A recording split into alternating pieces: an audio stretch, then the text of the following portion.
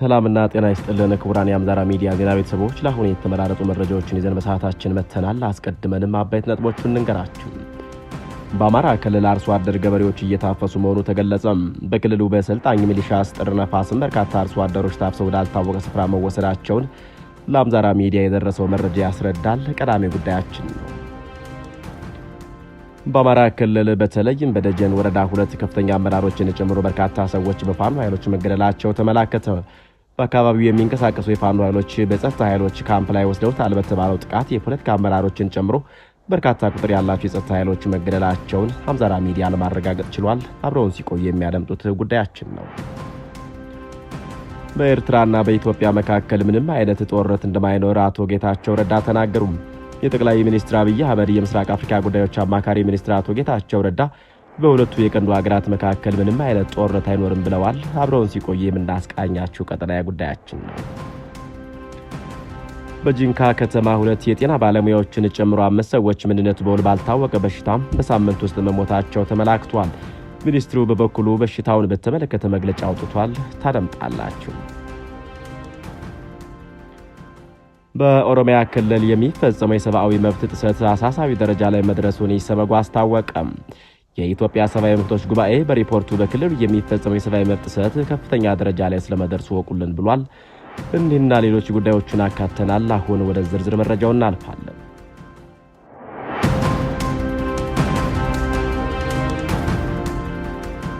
በአማራ ክልል አርሶ አደር ገበሬዎች እየታፈሱ መሆናቸው ተገለጸ።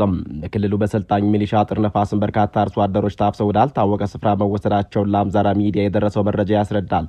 በአማራ ክልል ምስራቅ ጎጃም ዞን በእንደማይ ወረዳ በሚገኙ የገጠር ቀበሌዎች ላይ በአዲስ መልኩ በአርሶ አደር ላይ አፈሳ በማካሄድ የሰለጠኑ ሚሊሻዎች ጠርንፈናል የሚል ሐሰተኛ መረጃ እየተሰራ ስለመሆኑ መረጃዎች ወጥተዋል።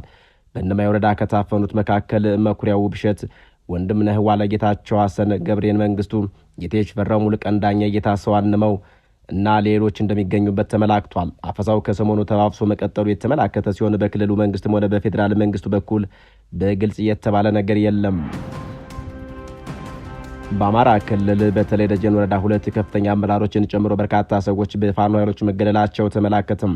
በአካባቢው የሚንቀሳቀሱ የፋኖ ኃይሎች በጸጥታ ኃይሎች ካምፕ ላይ ወስደውታል በተባለው ጥቃት የፖለቲካ አመራሮችን ጨምሮ በርካታ ቁጥር ያላቸው የጸጥታ ኃይሎች መገደላቸውን አምዛራ ሚዲያ ለማረጋገጥ ችሏል።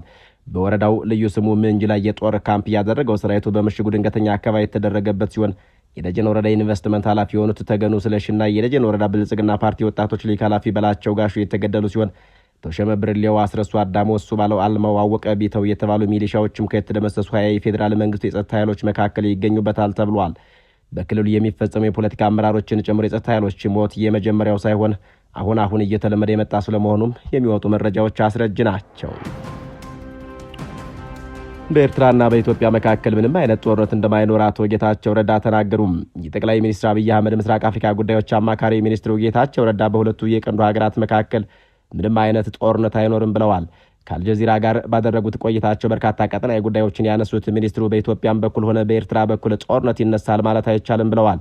ኢትዮጵያ ካነሳችው የባህር በር ጥያቄ አንጻር ጦርነቱ የሚቀርብ አይመስልም። እንደ ጌታቸው ረዳ መክንዮ ከሆነ ሁለቱም ሀገራት ስለ ጦርነት ካላቸው እውቀት የተነሳ ጦርነቱን አይቀሰቅሱም።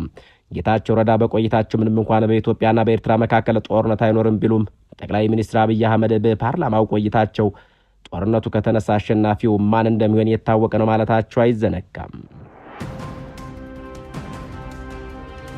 በጂንካ ከተማ 2 የጤና ባለሙያዎችን ጨምሮ 5 ሰዎች ማንነቱ ባልታወቀ በሽታ በሳምንት ውስጥ መሞታቸው ተመላከተም። ሚኒስትሩ በበኩሉ በሽታውን በተመለከተ መግለጫ አውጥቷል። ሟቾቹ ተመሳሳይ ምልክት እንደነበራቸው የተነገረ ሲሆን ጤና ሚኒስትር በበኩሉ በደቡብ ኢትዮጵያ ተከስቷል ስለተባለው በሽታ ምንነት መረጃ አውጥቷል። ሚኒስትር መስሪያ ቤቱ ሌላ ተጨማሪ መግለጫ እስከሚሰጥ ድረስ ለመከላከል የሚከተሉትን ምክረ ሀሳቦችና ጥንቃቄዎች ተግባራዊ እንዲያደርጉም አሳስቧል። በአፍ አፍንጫና ሌሎች የሰውነት ክፍሎች የመድማት ትኩሳት፣ ማስቀመጥና ማስመለስ ምልክት ሲኖሩ ወደ ሕክምና ተቋማት መሄድና በወቅቱ የላብራቶሪ ምርመራ ማድረግ እንደሚያስፈልግ ጠቅሷል። ምልክት ከታየበት ማንኛውም ሰው ጋር ንክኪ በሚኖርበት ጊዜ ራስን የመከላከያ ዘዴዎችን መጠቀም አስፈላጊ ነው ብሏል።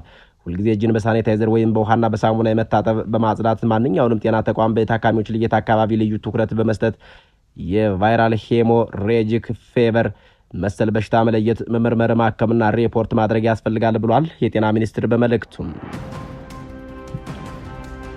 በኦሮሚያ ክልል የሚፈጸመው የሰብአዊ መብት ጥሰት አሳሳቢ ደረጃ ላይ መድረሱን ኢሰመጉ አስታወቀም። የኢትዮጵያ ሰብአዊ መብቶች ጉባኤ በሪፖርቱ በክልሉ የሚፈጸመው የሰብአዊ መብት ጥሰት ከፍተኛ ደረጃ ላይ ስለመድረሱ ወቁልን ብሏል። በኦሮሚያ ክልል ምስራቅ አርሲ ዞንና በደቡብ ኢትዮጵያ ክልል ጋሞ ዞን ሰላማዊ በሆኑ ዜጎች ላይ ያነጣጠሩና ለሞት ለአካል ጉዳትና ለእገታ የዳረጉ ጥቃቶች መፈጸማቸውን የኢትዮጵያ ሰብአዊ መብቶች ጉባኤ ወይም ኢሰመጉ ማረጋገጡን ባወጣው ጋዜጣዊ መግለጫው አስታውቋል። በክልሉ ከፍተኛ ሁኔታ እየተባባሰ የመጣውን የሰብአዊ መብት ጥሰት ለማስቆም የክልሉም ሆነ የፌዴራል መንግስቱ አካላት ኃላፊነታቸውን በአግባቡ እንዲወጡም ጠይቋል። ኢሰመጉ በምስራቅ አርሲ የተፈጸሙ የተለያዩ መብት ጥሰቶች መመርመሩን ያስታወቀው ኢሰመጉ በእነዚህ አካባቢዎች የሚፈጸሙ የሰብአዊ መብት ጥሰቶች በቂ ትኩረት እንዲሰጣቸውና ድርጊት ፈጻሚዎቹን በሕግ ተጠያቂ እንዲሆኑ መግለጫ ማውጣታቸውንና ጥሪ ማቅረባቸውም የሚታወስ ነው። በዚህ ኢሰመጉ ባሳሰበው መረጃ መሰረት በኦሮሚያ ክልል አርሲ ዞን በጉና መርቲ፣ ሸርካና በሆሎንቆ ዋቢ ወረዳዎች ጥቅምት 14 ለ15 ቀን 2018 ዓ.ም እንዲሁም በ18 ለ19 ቀን 2018 ዓ.ም ብዛት ያላቸው የኦርቶዶክስ እምነት ተከታዮች፣ የእስልምና እምነት እንዲሁም የተለያዩ የሌሎች እምነት ተከታዮች በታጠቁ አካላት እየተገደሉ መሆኑንና የተወሰኑትም ታግተው እንደተወሰዱ ገልጿል። በተመሳሳይ ጥቅምት 25 ቀን 2018 ዓ.ም በአርሲ ዞን መርቲ ወረዳ ጎዶ በሚባል አካባቢ የጤፍ አጭዳ ላይ ቆይተው ምሳ ለመብላት በተቀመጡበት 5 አርሶ አደሮች በታጠቁ አካላት የተገደሉ መሆኑን ኢሰመጉ ባደረገው ምርመራ ተረድጃለሁ ብሏል። ይሁን እንጂ የክልሉም ሆነ የፌዴራል መንግስቱ አካላት ለሰብአዊ መብት መጠበቅ ኃላፊነታቸውን በበቂ ሁኔታ ባለመወጣታቸው የመብት ጥሰቱ በከፍተኛ ሁኔታ እየተባባሰ መምጣቱንም ኢሰመጉ ባወጣው መግለጫው አስታውቋል። በመሆኑም የፌዴራልና የክልሉ መንግስት በክልሉ ከጊዜ ወደ ጊዜ እየተባባሰ የመጡትን የሰብአዊ መብት ጥሰቶች በቂ ትኩረት በመስጠት የህዝቡ ሰላም ተጠብቆለት የመኖር መብቱም እንዲያከብሩና እንዲያስከብሩ ጥሪውን አቅርቧል። የፌዴራልና የኦሮሚያ ክልል መንግስታት የዜጎችን በህይወት የመኖር መብት የማስከበር ግዴታቸውን በአግባቡ እንዲወጡ በተለይም ጥቃቶች በተደጋጋሚ በሚፈጽሙባቸው አካባቢዎች በቂ የጸጥታ ጥበቃ እንዲያደርጉ፣ በኦሮሚያ ክልል በተደጋጋሚ ጊዜ ለሚፈጸሙ ጥቃቶች የፌዴራልና የኦሮሚያ ክልል መንግስት የጸጥታ አካላት ጥቃቶች ሳይደርሱ ቀድሞ የመከላከል ስራ በመስራት ተፈጽመው ሲገኙ አፋጣኝ ምላሽና ትኩረት በመስጠት ኃላፊነታቸውን እንዲወጡ ኢሰመጉ አሳስቧል።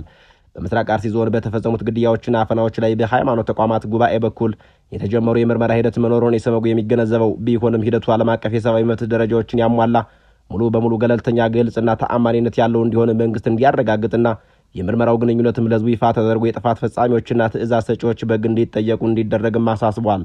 የምስራቅ አርሲ ዞን ሸርካ ወረዳ የጸጥታ አካላት በተለያዩ ቀበሌዎች የተፈጸሙ ያሉትን የሰብአዊ መብት ጥሰቶች እንዲያቆሙ ለጉዳዩ በቂ ትኩረት በመስጠትና በመከታተል ጥፋት አድራጊዎችን ለህግ ማቅረብ ተጠያቂ እንዲሆኑ የድርሻቸውን እንዲወጡም ኢሰመጉ ጠይቋል።